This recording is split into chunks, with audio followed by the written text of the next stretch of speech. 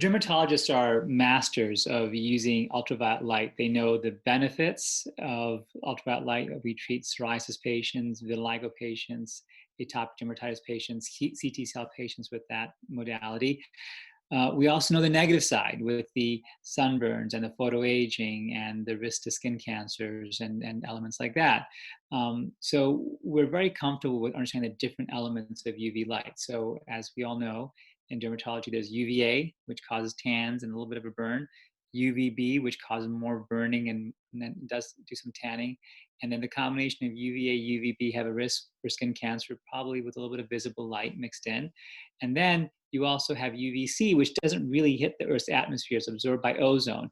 But most dermatologists have worked in a lab and they've seen that UVC lamp that prevents any bacteria from generating or viral loads developing in a sterile hood when they're doing their research for their residencies or before that time.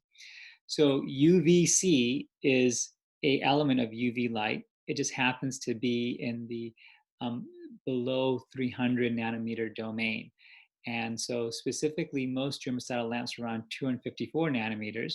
And so this is a type of wavelength we don't usually use in dermatology, but it is familiar to us. And we do know that it is more superficial, does have some irritation. We're not totally sure what the cancer affects, but it is something that can cause some short-term irritation that we want to be careful about. So generally, we don't use UVC in our offices, but we do know how to use UVB and UVA, but we know the differences between the three types of light.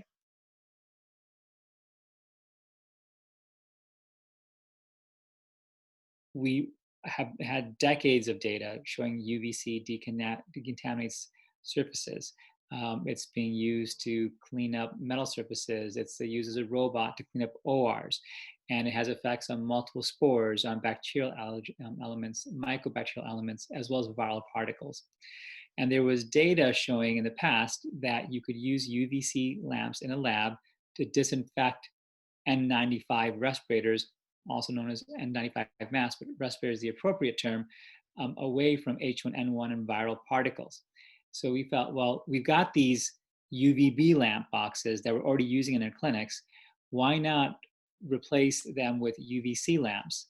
And we worked with Davlin in Ohio to kind of combine research activities because we were looking at UVC for decontaminating masks. They actually have a manufacturing base and they were also looking at it.